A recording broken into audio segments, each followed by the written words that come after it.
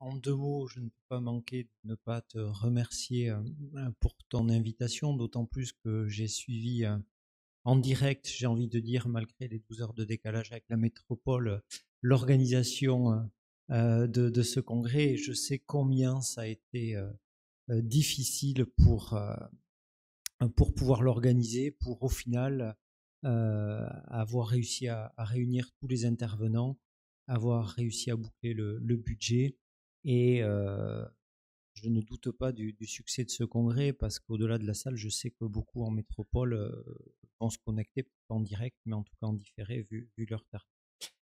Alors le sujet que je suis amené à traiter devant vous est de la loi du 8 avril 2021 vers le code pénitentiaire. Bon, entre-temps, à quelques jours près, on sait tous que ce code pénitentiaire va voir le jour. Alors la loi du 8 avril 2021 tendant à garantir le droit au respect de la dignité en détention, dans son intitulé même, illustre une tendance forte du droit pénitentiaire ces dernières décennies à s'inscrire dans une reconnaissance des droits fondamentaux intracarcérales, alignée, et c'est important, ça a déjà été souligné, sur les évolutions les plus marquantes de la jurisprudence de la Cour européenne des droits de l'homme.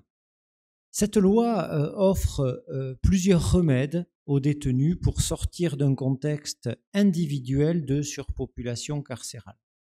Alors, il est bien connu, et je n'insisterai guère, que la Cour européenne des droits de l'homme fait entrer les conditions générales de détention dans le champ d'application de l'article 3 de la Convention depuis un arrêt célèbre, Kudla contre Pologne, du 26 octobre 2000. Alors, la jurisprudence, pour la première fois, de la Cour européenne des droits de l'homme, s'aligne avec les recommandations du CPT, du Comité de prévention contre la torture, du Conseil de l'Europe. Alors c'est important parce que vous allez voir dans mon intervention, je terminerai peut-être, enfin sûrement, par une nouvelle, alors non pas recommandation, mais une nouvelle incitation du CPT en matière de surpopulation carcérale.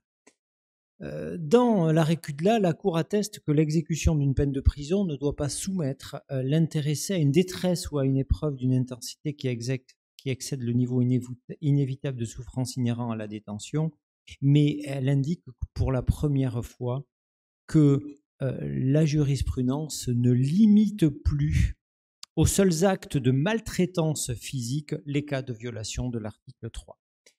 Alors rapidement, la Cour européenne des droits de l'homme a rendu des arrêts de condamnation en matière de mauvaises conditions de détention, parce que l'arrêt Kudla, il était, si on peut s'exprimer ainsi, un véritable arrêt de principe, parce qu'il n'avait pas abouti à une condamnation. Il avait posé le principe, et dès le 19 avril 2001, on a eu le premier arrêt de condamnation. On en a des dizaines, pour ne pas dire des centaines aujourd'hui.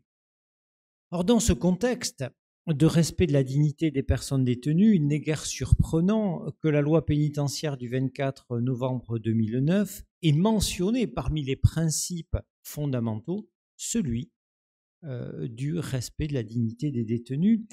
Et c'était l'article 22. Et il ne s'agit pas d'y voir uniquement une simple attestation, assertion déclarative, parce que dans la loi pénitentiaire, on trouve d'autres articles, d'autres dispositions fortes qui reconnaissent plus concrètement ce principe de respect de la dignité humaine en matière de fouilles, en matière de détention des femmes détenues. Bon, voilà, on a plusieurs articles.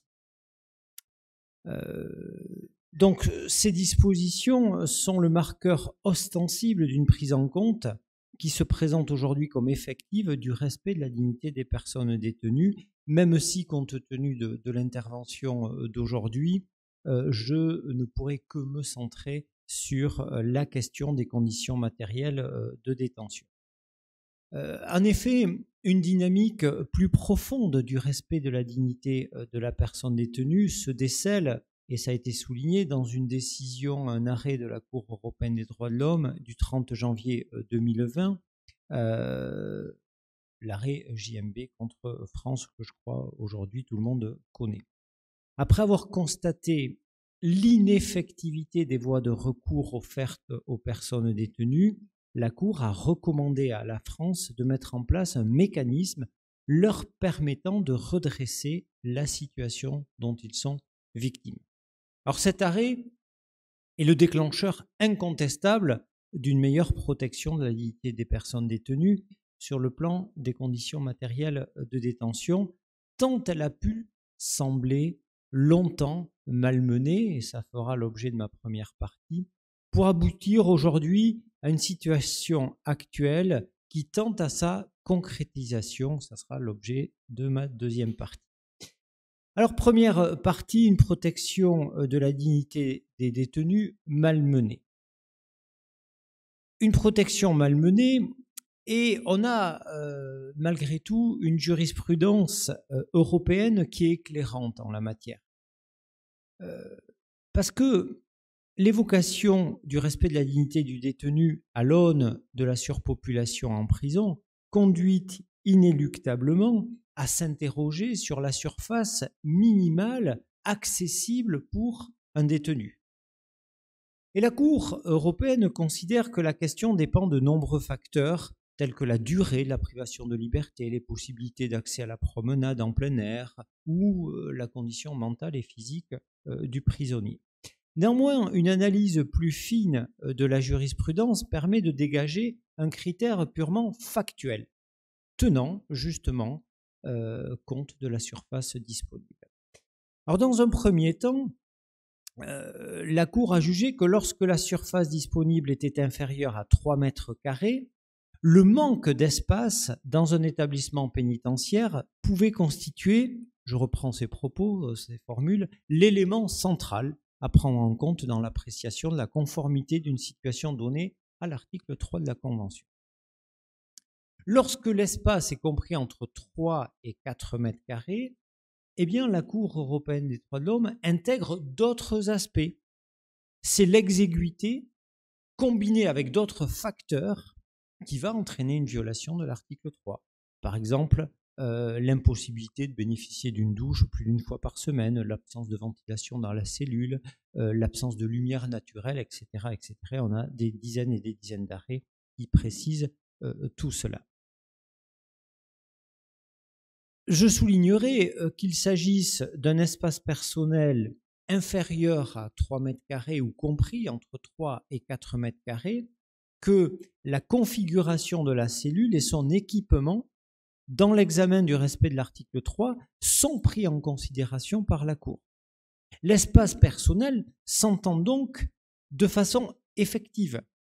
C'est-à-dire que le critère de superficie retenu est déterminé une fois déduit l'encombrement du mobilier, le lit par exemple, une table, des chaises, etc. Alors cette jurisprudence que j'ai envie de qualifier de traditionnelle a été quelque peu, c'est une expression qui m'est personnelle, je dirais polluée par la Cour elle-même dans un arrêt Mursic du 20 octobre 2016 qui a soutenu une approche un peu plus singulière dans la mesure où la Cour a jugé qu'une surface de moins de 3 mètres carrés d'espace au sol entraîne une présomption forte, selon laquelle les conditions de détention s'assimilent à un traitement contraire à l'article 3. Alors certains ont dit c'est un revirement de jurisprudence ou c'est un recul de la Cour. Non, pas vraiment. Pourquoi ? Parce que cette présomption, aussi forte soit-elle, peut être renversée. Et quand les détenus bénéficiaient d'un espace personnel en cellule compris entre 3 et 4 mètres carrés, la Cour jugeait que la surpopulation n'était pas importante au point de soulever à elle seule un problème sous l'angle de l'article 3, eh bien, cette jurisprudence rejoint aujourd'hui la jurisprudence avec une surface inférieure à 3 mètres carrés. On a donc une atténuation de la césure entre moins de 3 mètres carrés et 3 et 4 mètres carrés. Mais en réalité, la Cour indique les cas où l'on peut renverser cette présomption Et finalement, ces cas sont tellement restrictifs qu'aujourd'hui, à ma connaissance, on n'a pas véritablement de non-condamnation pour des surfaces inférieures à 3 mètres carrés parce que ces présomptions n'ont jamais pu être renversées. Donc finalement, on a une jurisprudence qui continue, bon an mal an, à finalement conduire à des cas de violation quasi systématiques, pour ne pas dire systématiques, lorsqu'un détenu a moins de 3 mètres carrés de surface disponible. Alors, il est également indispensable, je crois, de signaler que dans cette jurisprudence, la protection de l'article 3 sur le terrain des conditions de détention joue indépendamment de toute volonté d'humiliation du détenu, parce que normalement, c'est un des critères que l'on va trouver dans la jurisprudence générale de l'article 3. C'est le seul constat de conditions de vie déficientes qui suffit à générer une violation de l'article 3, notamment, principalement, lorsqu'il s'agit de surpopulation chronique ou de surpopulation avérée. Je n'ai pas le temps de développer, ça sera dans ma contribution écrite. Ce qu'il faut savoir, c'est que cette jurisprudence de la Cour européenne des droits de l'homme, elle joue malgré tout, et on a des arrêts, indépendamment de la surpopulation carcérale, on a des arrêts de condamnation où la Cour fait application des critères que je vous ai énoncés, sans même qu'il y ait un cas de surpopulation carcérale. On a par exemple, je pense à un arrêt qui me vient en tête, un cas de violation de l'article 3 pour un détenu qui était au quartier disciplinaire. Donc par définition, il n'y avait pas de surpopulation carcérale, mais malgré tout, la Cour a condamné et c'était la France d'ailleurs, tout simplement parce que la cellule avait brûlé, il était détenu dans des conditions où il y avait l'odeur de brûlé qui était persistante, et elle a considéré que c'était un traitement inhumain et dégradant. Alors, une jurisprudence européenne éclairante, un juge national stimulé. Le juge judiciaire, et je ne vais pas développer, ça a été largement et très bien démontré, le juge judiciaire français a été porté, j'ai envie de dire, par cette jurisprudence européenne, avec l'arrêt du 8 juillet 2020. Et ça a été dit, cette jurisprudence a été depuis confirmée et précisée par des arrêts subséquents. Donc un juge judiciaire porté par la jurisprudence européenne, un juge administratif quelque peu dérouté par la jurisprudence européenne. Pourquoi ? Parce que s'il est incontestable que le juge administratif peut enjoindre à l'administration de prendre des mesures destinées à améliorer les conditions de détention, il est quand même limité parce qu'il a lui-même, le juge administratif, forgé les limites de son office en considérant que je le cite, le caractère manifestement illégal de l'atteinte à la liberté fondamentale doit s'apprécier en tenant compte des moyens dont dispose l'autorité administrative compétente. Donc, il se limite, le juge administratif, à ordonner à l'administration de prendre des mesures de nature à améliorer les conditions, mais dans l'attente d'une solution plus pérenne. Et donc, c'est une limite aujourd'hui qui subsiste, qui est forte. Donc là aussi, je développerai un peu plus dans la version écrite, et puis je crois que ça sera aussi traité, je l'imagine, dans une autre intervention. Alors ce qu'il faut savoir, et c'est ça qui est fondamental, c'est que l'effectivité du recours en matière de protection de la dignité humaine par le juge européen passe par la coexistence de recours compensatoires et de recours préventif. Alors sur le terrain du recours compensatoire ou indemnitaire, je crois qu'aujourd'hui, on peut dire que la jurisprudence du juge administratif coïncide avec les exigences européennes dans la mesure où on sait que le juge administratif peut indemniser les détenus et aujourd'hui le juge des référés peut même octroyer une provision aux détenus pour les détenus qui subissent des conditions de détention inhumaines ou dégradantes. Et si tant est que l'on puisse avoir un doute, on a un arrêt de la Cour européenne des droits de l'homme qui, à mon sens, a rendu un brevet de conventionnalité au recours indemnitaire. C'est l'arrêt du 11 novembre 2020, Barbotin contre France. Alors, cette décision Barbotin contre France ne donne pas forcément un blanc-seing, parce que dans un arrêt plus récent, la Cour européenne a précisé que la faiblesse de l'indemnité octroyée par le juge administratif, assortie de surcroît, c'est assez surréaliste, de la mise à la charge du détenu des frais d'expertise, l'a violé l'article 13 de la Convention européenne des droits de l'homme, et c'est un arrêt du 11 novembre 2021. Alors, bon, sur le recours indemnitaire, on peut considérer que c'est acté. Sur le recours, et c'est là que le bât blesse, préventif, la situation est moins glorieuse, puisque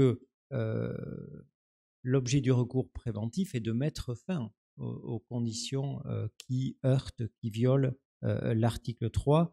Et là, on était effectivement dans une situation plus que délicate, qui a été largement démontrée par l'arrêt JMB contre France.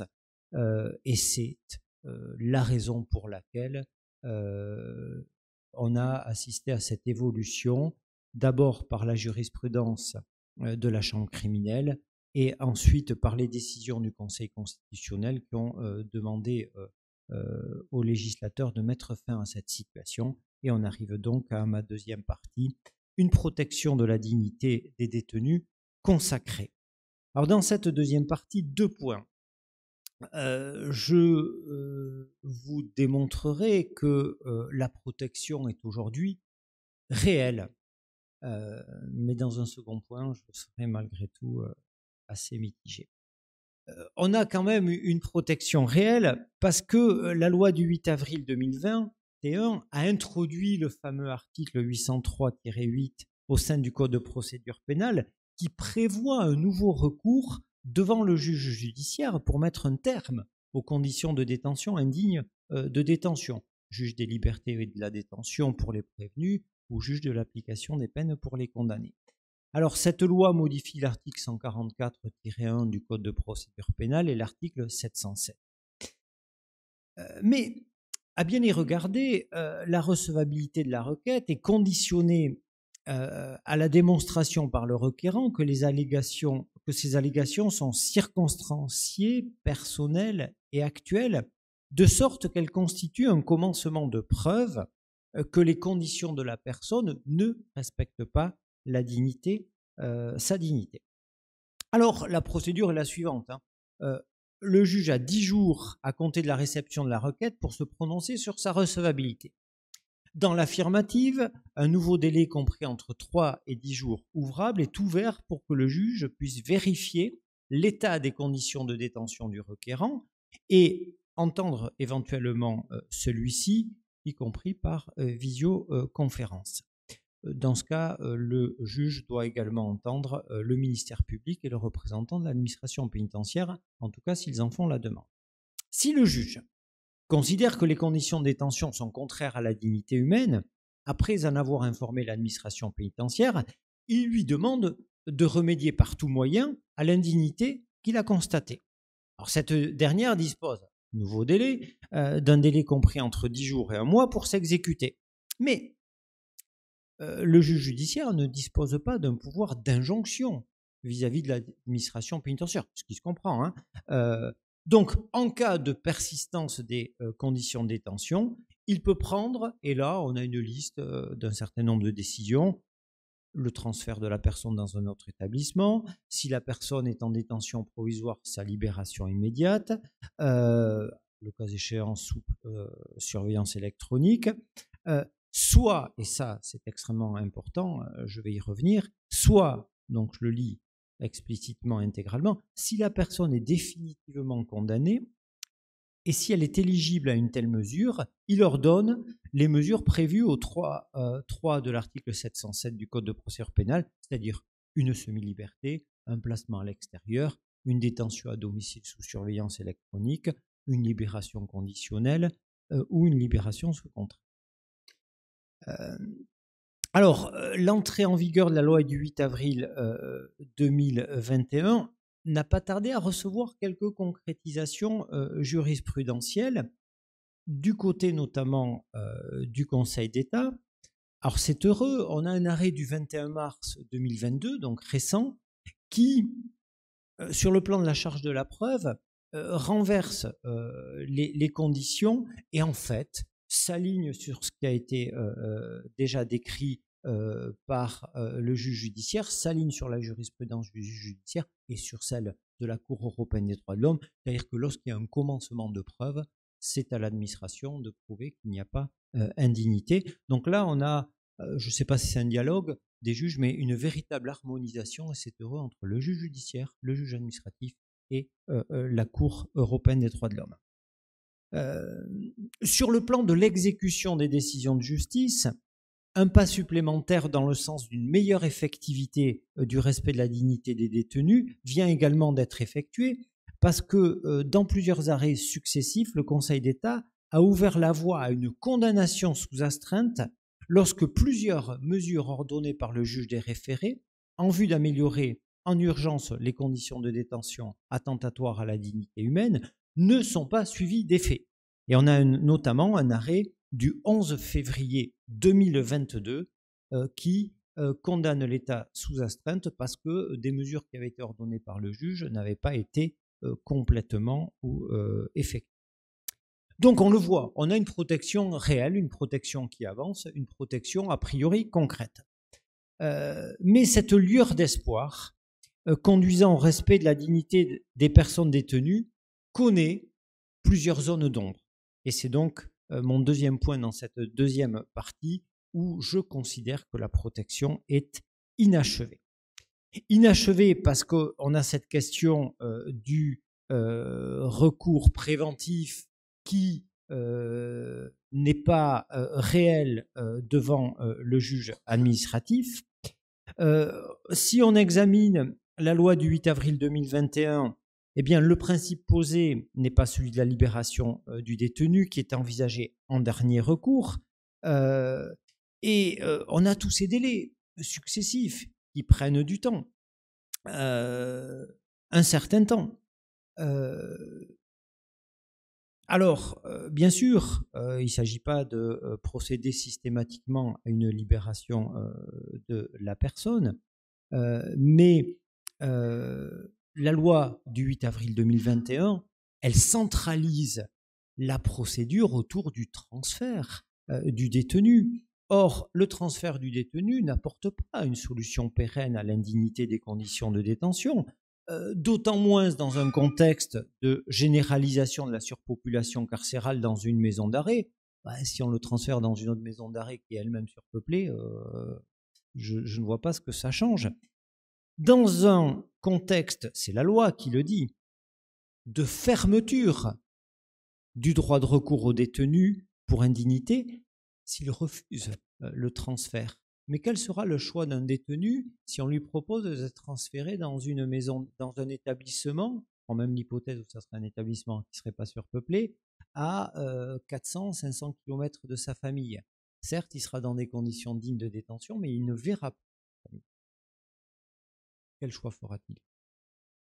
Et je vais aller plus loin, même s'il y a des représentants de l'administration pénitentiaire, mais en tant qu'universitaire, nous avons une liberté de parole, et surtout si elle est concrétisée par des éléments factuels. Et je dirais, et en cas de représailles subies parfois par les détenus, qui engagent une action pour indignité de leurs conditions de détention, et je vous amènerai à lire l'article fait par deux avocats, Julie Chapelle et Mathilde Robert, intitulé « Le combat cher payé pour la dignité des conditions de détention », où elle démontre recours à l'appui des représailles subies par des détenus qui avaient juste effectué un recours pour indemnité des conditions de détention. Au final, elles ont obtenu gain de cause devant le Conseil d'État, mais il s'est avéré que c'était un véritable parcours du combattant avec menaces subies par le détenu qui avait exercé le recours. Et nous sommes en 2020-21. Oui, mais enfin, l'affaire... voilà. Donc, c'est encore, à mon sens, toute une série d'incertitudes qu'il conviendra de lever rapidement sur cette effectivité du recours, ne serait-ce qu'au regard de la longueur des délais établis. Mais je ne vais pas m'arrêter à ce seul constat. Reprenons la lecture de l'article 803.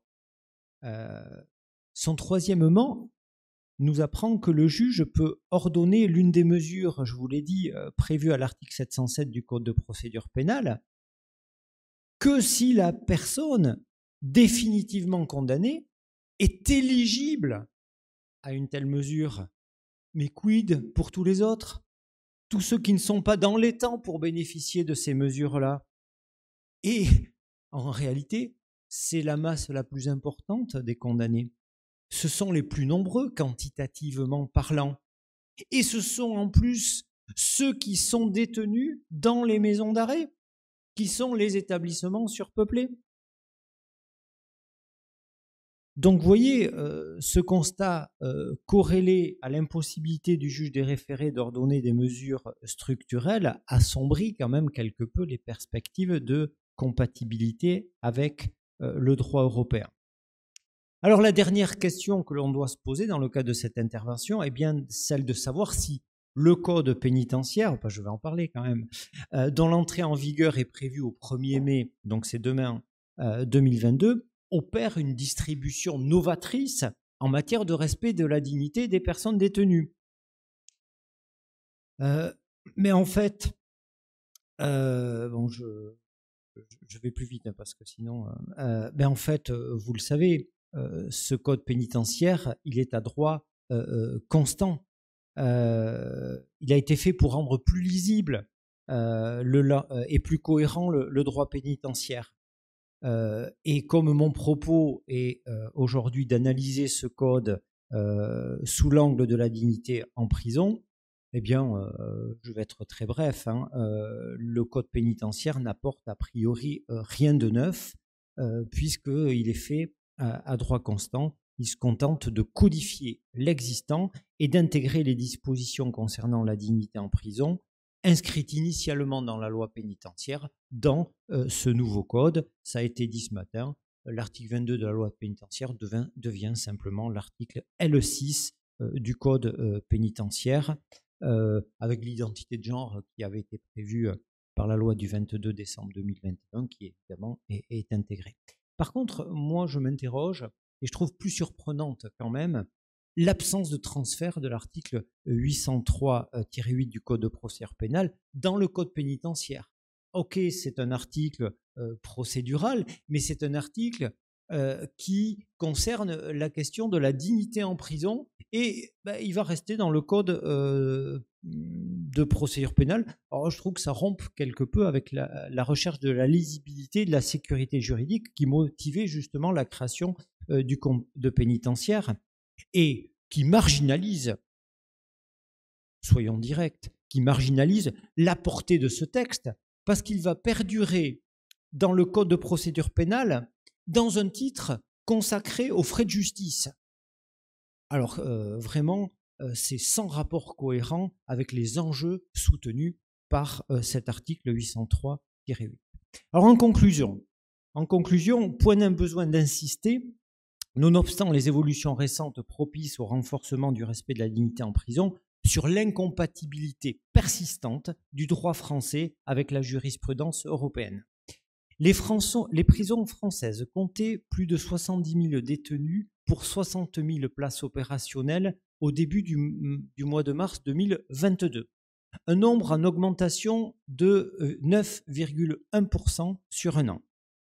La suppression du crédit de réduction de peine par la loi du 21 décembre 2021, corrélée au fait que tous les condamnés pour une infraction qui porte atteinte à l'autorité des forces de l'ordre ou de la justice ne pourront bénéficier de la totalité des réductions de peine prévues amène, à mon sens, un terreau fertile supplémentaire pour une augmentation encore de la surpopulation carcérale.